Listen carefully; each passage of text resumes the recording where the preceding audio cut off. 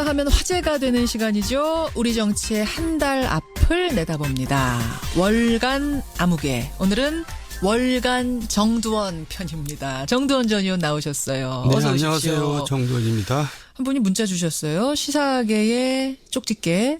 시사계의 저승사자다. 왜 저승사자라고 하신 거예요? 뭐 중쳤다 그러니까 그런 것 같아요. 자꾸 그쪽으로 저를 몰고 가지 마세요. 형제 여러분, 아무리 잘 맞추셔도 그쪽으로 몰고 누가 항의하고 이런 것도 있었어요? 혹시 나가고 나서? 그럼요. 방송 나가고? 아, 있어요? 그럼요. 어떻게 대처하세요? 그분들 항의하시면? 죄송하다 그러죠. 솔직하게 죄송하다. 뭐 어떡하겠나. 근데 판을 정확하게 읽어야 되는데. 그렇죠? 아니 그분들이 그 자기가 알고 있어야지 그걸. 자기가 모르고서. 아, 누가 항의했어요? 아 그걸 어떻게 그걸 어떻게. 그러니까 반기문 전 유엔 사무총장 같은 경우에 종쳤다라는 말 하고 나서 진짜 한 얼마 만에 종쳤죠? 예. 바로였죠. 예. 요런 상황들을 정말 정확하게 예측하고 계신데 그나저나 6월의 마지막 날입니다. 오늘이 정 의원님. 아 그렇네요. 내일이면 7월. 네. 여름휴가 계획은 좀 세우셨어요? 아이고 뭐 저는 맨날 놀고 있는데요. 아니, 맨날 휴가예요. 맨날. 백수가 더 바빠요 원래. 네? 아니, 그렇지도 않아요. 어떻게 그래서 여행 같은 건 안 가시는 거예요? 글쎄 저 안 가본 데 좀 가보려고 그러는데 베트남 안 가봐서 한번 가보려고. 베트남. 괜찮아. 더 더운 데로 한번 가보려고. 아, 여행 얘기가 나와서 말입니다. 좀 갑자기 궁금해지는데. 네. 정두원 전 의원도 뭐 정상회담이든 아니면 국빈 초청으로 어디 해외든지 이렇게 갈 일이 많이 있으셨죠? 국회의원 하실 때. 뭐 의원 외교? 의원 외교. 네. 그렇죠. 가면은 이 국가마다 나라마다 확실히 대접이 다릅니까? 다르죠. 달라요? 예. 어떤 식으로? 아무래도 이제 뭐 한 말이지만 선진국 후진국 차이가 드러나죠. 그러니까 이제 우리가 후진국이라고 보통 얘기하는 나라 가면 대접이 좋고 오히려 선진국 같은 데 가면 대접이 이제 소홀하고 그렇죠. 아무래도 내려다보는 게 있어요. 근데 재미있는 게 중국 같은 경우는 옛날에 가면 극진히 대접을 해줬거든요. 그냥 만찬도 그냥 어마어마하게 화려하게 해주고 술도 엄청나게 먹이고 이제 그랬는데 예. 나라가 점점 강해지면서 이제 태도들이 점점 달라지는 게 눈에 보이는 게 이제는 뭐 대접이 옛날 같지 않죠. 근데 이제 미국 같은 나라 가면은 예. 어떤 경우는 상원의원이나 하원의원 만날 때 스탠딩으로 만나고 와요. 왜요? 스탠딩 파티? 파티가 아니라 그냥 그 면담을 스탠딩으로. 그러니까 바쁘다 이거죠. 아, 스탠딩으로 대충 얘기하고 앉지도 않아요, 소파에? 앉지도 않고 그런 경우도 있고. 뭐 그런 얘기는 창피해서 잘 얘기를 안 할 거예요. 처음 들어요, 저도. 네. 근데 유럽 같은 데 가면은 이제 뭐 괜찮은데 거기는 무슨 대접하고 이런 건 없죠. 비즈니스. 거기 워낙 실용주의니까. 예. 근데 놀라운 거는 장관실에 이런 데가 너무나 소박해요. 우리나라 무슨 과장실 정도, 국장실 정도. 장관실인데도. 굉장히 낮인데도 불 다 꺼 있고 낮이니까 에너지 절약하느라고 그래요. 그런 게 인상적이고 그렇더라고요. 확실히 그러니까 이게 내려다보는 것과 뭐 올려다보는 선진국 호주 나라의 국력이라는 게 어쩔 수 없어요. 국빈 대접하는 차이가 있는 거군요. 그래요. 재밌는 면이네요.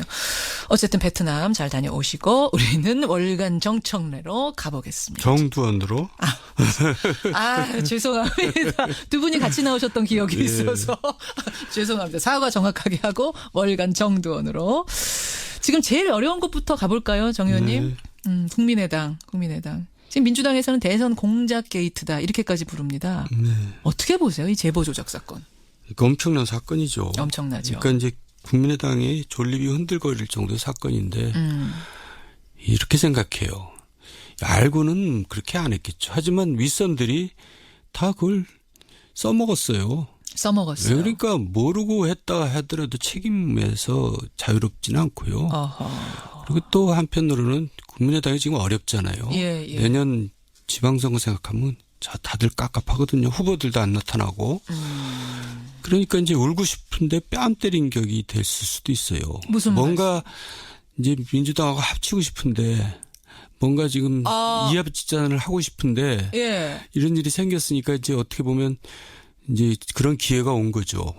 잠깐만요. 그러니까 지금 지방선거 앞두고 나 출마해야 되는데 국민의당 이름으로 될까 말까 하는 그 사람들한테 아니 이제 후보를 못 내는 거죠. 국회의원들이 지역에서 나가려고 하는 후보를 사람 못 찾는 거죠.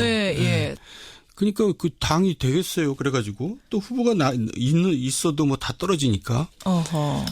그런 뭐 울고 싶은 와중인데 뺨 때리듯이 그리고 자기도 그렇잖아요. 다음 이제 국회의원 선거 때 이제 굉장히 어렵게 지금 생각되잖아요. 재선이. 그러니까 뭔가 지금 뭐 이 상태로는 안 되겠다 하고 있을 때 이런 일이 생겼으니까 굉장히 반가운 사람들은 굉장히 많죠. 아니 이건 조금 위험한 말씀. 위험한 게 아니라 사실이죠. 그러니까 만약에 나라면이라고 생각해 보는 겁니다. 나라면 그런 사람들 좀 겉으로 그런 사람이 없지만 속으로 그런 사람이 있을 수도 있다. 그 말씀을 그러면 다시 해석해 보면 이른바 엑소더스 대탈출이 시작될 수도 있다고 보세요. 탈출이란 표현은 너무 심했고요. 어쨌든 이 명분이 생기는 거였죠, 점점. 그러니까 이제 더 솔직히 얘기하면 안철수로부터 자유로울 수 있는 명분이 생기는 거죠. 그러니까 안철수를 국민의당에서 떼낼 수 있는 이제 시기가 온 거죠. 아니 안철수 전 대표가요. 전 후보가 이르면 오늘 입장 발표한대요. 그럼 그 입장은 무슨 입장이 될 거라고 보세요? 아니 뭐 돼야 한다고 보세요?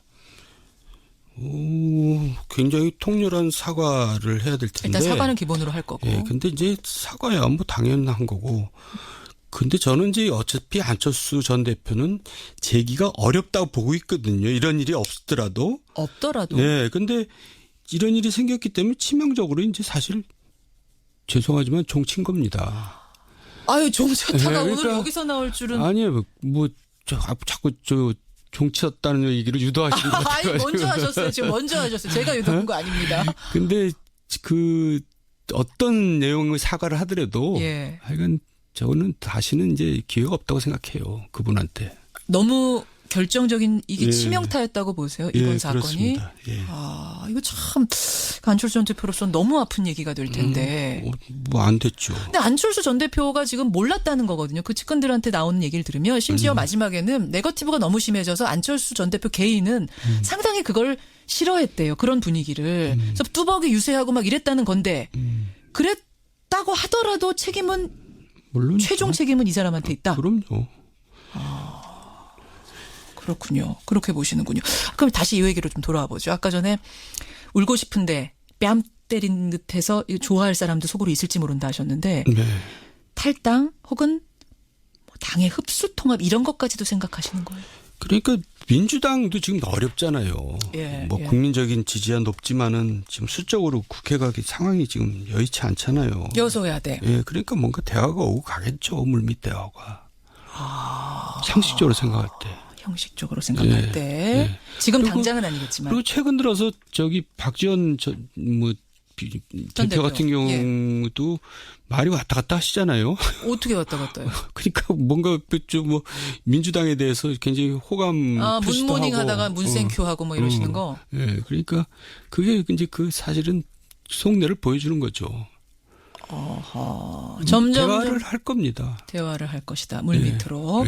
그러면은 개개인이 탈당하는 방식보다는 당대당으로 뭔가가 이루어질 방식. 그래야 서로 편하죠. 보세요. 그래야 서로 너무 남의 얘기라고 쉽게 하시는 거 아니에요? 아니 또 그렇게 돼야 마땅하고. 왜냐하면 그래야지 국정이 안정적으로 운영이 됩니다. 그런 식으로. 지금 여당의 숫자가 너무 적어서 이런 식으로는 굉장히 불안하죠, 항상. 결국은 EU 미발 조작 사건이 정계 개편까지 가져올 거라고 보시는 거예요? 트리거가 됐다. 저는 그렇게 예상합니다. 그리고 그렇게 됐으면 좋겠어요, 개인적으로도. 그러니까 민주당을 정부 여당을 위해서가 아니라 국정을 위해서. 국정을 위해서.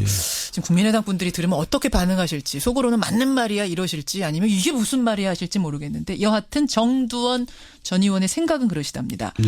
그러면 일단 단독 범행이라는 거에 대해서는 맞다고 보세요? 아니면 윗선도 알았을 가능성이 있다고 보세요? 알고는 그렇게 못하죠. 알고는 못합니까? 그렇게 막 갈 수는 없죠. 그렇게 막 갈. 아니 근데 여기 지금 국회의원 40명이나 있는 공당이거든요. 심지어 검찰 출신 분들도 계시는. 이런 당에서 어떻게 그렇게 허술하게 할 수가 있나. 이게 이해가 안 가서요. 급했던 모양이죠. 그 당시에. 너무 급해서. 그래도 그렇지. 그래도 그렇지. 정말 그래도 그렇지란 말이 절로 나옵니다. 국민의당 상황. 덧붙이실 말씀 있으세요? 아니요. 국민의당. 자, 그러면은 자유한국당으로 한번 가보겠습니다. 자유한국당. 국민의당 문제가 너무나 요란하다 보니까 상대적으로 좀 묻혀 있습니다만 자유한국당도 지금 좀 심란합니다. 자유한국당은 별로 가고 싶지 않은데요. 이야기도 가고 싶지 않으세요? 불쾌해요, 괜히. 아니, 왜요? 얘기하기가 불쾌해요. 그러니까 전당대회라는 게 예. 큰 이벤트잖아요. 국민의 관심을 끌고 새로운 이제 전기를 마련하는. 근데 지금은 오히려 국민의 혐오감만 키우고 있잖아요. 어허. 정치를 아주 그냥 상스럽게 후퇴시키고 있죠. 와. 아주 불쾌합니다. 그렇게까지 보세요. 그러면 보고 있으려면. 불쾌함을 조금만 누르시고 네. 우리가 뭐 할 일은 해야 되니까 네. 예상을 좀 해보겠습니다. 원유철 후보하고 홍준표 후보 둘 다 당대표 선거에 나선 유력 주자인데 싸우고 있어요. 뭐 유력 주자는 아니고요. 홍준표 후보가 되겠죠. 아, 너무 단정적으로 말씀하시죠. 네, 뭐 그거 너무나 간단한 거죠. 아니 지금 홍준표 후보가 난감해졌어요. 왜냐하면 바른정당의 정병국 전 대표가 책을 하나 냈는데 거기에다 이렇게 쓴 거예요. 홍준표 후보가 바른정당 창당할 때 우리 당의 합류를 타진했었다. 그러자 이제 원유철 후보가 뭐라고 했냐면 아니 우리가 당 지키려고 몸부림치던 그 시절에 홍준표 후보는 다른 당에 가서 문을 두드리다니 그런 사람이 이제 와서 당대표가 되겠다니 이게 말이 됩니까? 이렇게 되면서 지금 좀 남처해졌거든요. 글쎄요. 뭐 홍준표 후보는 뭐 아니라 그러는데 정병국 의원이 할 일 없이 없는 말 만들겠어요. 그것도 책에다가. 그러니까 뭐 누가 진실을 얘기하는지는 대강 뭐 알겠고요. 하지만은 그럼에도 불구하고 그 당에는 사람이 없으니까 홍준표가 되겠죠. 아니 근데 지금도 실질적으로는 친박계가 더 수적으로는 많은 거 아니에요? 친박계가 다 코가 빠져 있고요. 지금 어쨌든 또 무슨 국회의원들이 선거하는 거 아닙니까? 지금은 당원들이 또 뭐 독자적으로 투표를 합니다. 그래서 원유철 후보가 또 약체죠. 뭐 친박계를 대표한다고 할 수도 없고. 그러니까 홍준표가 되는데 이제 당은 이제 점점 더 어렵게 가는 거죠. 아니 홍준표 후보가 되는 거는 분명하다고 지금 예언을 하셨는데 홍준표 후보를 당이 밀어준다는 얘기는 홍 후보가 괜찮다. 이 사람이 오면 당이 강해질 거다라고 뽑는 건데 왜 당은 어려워질 거라고 보세요? 그 당이 수준이 지금 그 정도 수준에 가 있는 거죠. 사람이 그렇게 없는 거고 또 그런 정도의 대표를 뽑을 수밖에 없는 그런 위치라 그럴까. 그러니까 어쨌든 자유한국당은 시간 문제지 사라지거나 아니면 나중에는 이제 조그만 극우정당으로 남을 겁니다. 조그만한 당으로. 그럼 거기도 이거는 어떻게 종이란 얘기 제가 우리나라에도 극우정당 하나 정도는 있을 필요 있지 않아요? 극우 세력들이 있으니까. 극우정당으로 조그맣게 남을 겁니다. 그렇게 보세요. 지금과 같은 큰 정당으로서는 종쳤다고 보세요? 종쳤죠. 이야, 그렇게 보시는군요. 그런데 제가 지금 무슨 얘기를 바른정당 말입니다. 지금 정두원 전 의원은 무소속입니다, 여러분. 그렇기 때문에 제가 편안하게 질문을 드리는데 지금 수적으로 보면 바른정당이 훨씬 약체거든요. 바른정당은 그럼 어떻게 보세요? 바른정당이요? 예. 바른정당도 뭐 사실 자유한국당하고 그렇게 차별성이 없기 때문에 국민들이 지지를 보내지 않고 있는 거죠. 차별성이 없다고 보세요? 얼굴이 없어요. 얼굴? 그리고 그러니까 이제 정당에는 뭐 얼굴 또 그걸 더 구체적으로 얘기하면 차기 지도자감 이런 거거든요. 거기에 유승민 전 대통령 후보 있잖아요. 그게 아니라는 거죠. 지금 지지율이. 그 정도로는? 네. 그러니까 지난번 나온 그거만큼이라는 거죠. 그거 가지고 다음에 무슨 지도자가 되겠어요. 아니 거기서부터 시작할 수도 있는 거 아닙니까? 근데 지금 당 지지율 보면 그게 아니라는 걸 보여주는 거죠. 지금 한 6%대. 베스트를 그냥 다 한 거죠. 그걸로. 그게 최고라고 보세요? 생애 베스트를 한 겁니다. 생애 베스트까지라고 보세요? 그러니까 당이 그렇죠. 그렇지 않으면 당이 왜 저러겠어요. 그러면 바른정당이 좀 일어서려면 빨리 새로운 얼굴, 당의 얼굴을 찾아야 된다고 보세요. 근데 누가 또 가겠어요, 거기를. 그래서 결국은 내년 지방선거를 전후해서 결국 정당 간의 이합집산이 이루어지고 이제 그걸 정기 개편이라고 그러죠. 그렇죠. 그러면서 이제 우리나라 정당 여러 가지 모양이 이제 바뀌겠죠. 어떻게 예상하세요? 좀 이르긴 합니다. 저도 예상은 잘 안 돼요. 안 되세요? 네. 어려워요. 아까 민주당과 국민의당은 합할 것 같다는 말씀은 이미 하셨고 바른정당 자유한국당도 급해지면 합할 가능성 있습니까? 있죠. 있습니까? 네. 바른정당은 지금 절대 그런 일 없다고 하는데. 아니 뭐 이해운 대표 얘기를 보면 좀 이상스러운 부분도 있고 그래요. 어디요? 아니 그러니까 왜 그러냐면 이제 이거 현실 정치를 해본 사람들이 이제 아는 얘기인데 지방선거를 다시 얘기하지만 지방선거를 생각하면 갑갑한 겁니다. 후보를 못 구하고 있어요. 바른정당이나 지금 자유한국당이나. 아니 후보가 안 나오면 그냥 안 나오는 대로 치르면 안 돼요? 아니, 그러면 이제 정당 자체가 점점 사라진다는 얘기죠. 왜 자기가 후보를 못 내면 자기 선거 때 이제 도와줄 사람이 없다는 거죠. 바로 그거죠. 여러분, 그러니까 나와서 꼭 당선이 되느냐 아니냐를 떠나서 지역마다 하나씩 후보 내는 게 그렇게 중요하다면서요. 자기 선거 때 이제 전혀 도움을 못 받는. 조직이 만들어지냐 안 만들어지냐. 자기도 떨어진다는 얘기죠. 후보를 못 구한다는 얘기는 자기도 다음에 떨어진다는 얘기거든요. 결국 자기 문제 때문에 머리가 아픈 거죠. 그렇게 현실적인 것에 직면하다 보면 결국은 지금은 절대 아니라고 하더라도 닥쳐서는 선거 닥쳐서는 합칠 수도 있다. 네. 아하, 그렇게 정계 개편을 내다보고 계시는 거군요. 알겠습니다. 덧붙이실 말씀 있으세요? 자유한국당? 아니요. 별로 더 이상 하고 싶지 않아요. 자유한국당 넘어가겠습니다. 지금 시간 별로 안 남았는데 인사청문회 얘기 잠깐 할게요. 인사청문회. 네. 지금 야당의 태도, 여당의 태도, 정부의 태도, 청와대 태도 어떻게 보세요? 일단 조상무를 강행할 경우에는 민심이 꺾일 거라고 봐요. 대통령에 대해서. 조상무라 하면 김상조 트리오 지금 하고 있는. 조대엽, 김상곤, 송영무. 이제 오만한 게 되죠. 대통령이. 왜냐하면 왜 과거에는 그 불통이었던 박근혜 전 대통령도 지명하고도 사퇴시키고 그랬거든요. 이 정도면. 네. 근데 제가 봐도 심해요. 그리고 특히 직무 관련성에서 하자가 있기 때문에. 예를 들면 어떤 사람? 다 3명 다 그렇죠. 3명 다라고 보세요? 자기 업무하고 다 하자들이 있잖아요. 특히 송영무 장관 같은 경우가 제일 심한데 자기 업무와 관련해서 그 고액 자문료도 받고. 아니 해명이 지금 청문회를 통해서 됐다라고 여당은 좀 자신 있게 얘기하는데요. 여당이 그렇게 얘기를 하겠죠. 그렇지만 제가 느끼기에는 민심이 굉장히 안 좋은 것 같은데요. 송영무 후보자에 대해서. 그래서 계속 밀어붙일 경우에는 민심이 꺾일 겁니다.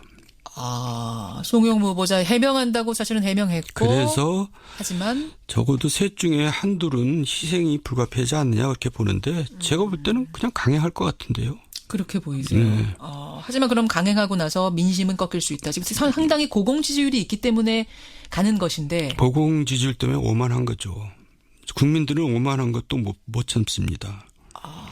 한두 명에 대한 희생은 필요하다는 걸 느껴야 된다. 본인을 위해서 필요한 거죠. 대통령 본인을 위해서. 그렇게 보세요. 그럼 제일 잘한 인사는 혹시 누구였다고 보세요? 초기에는 잘했어요. 윤석열 중앙지검장이나 노태강 문체부 차관, 경제부총리 또 보훈처장 잘하다가 이제 결국은 현실이 그래요. 우리나라 현실이.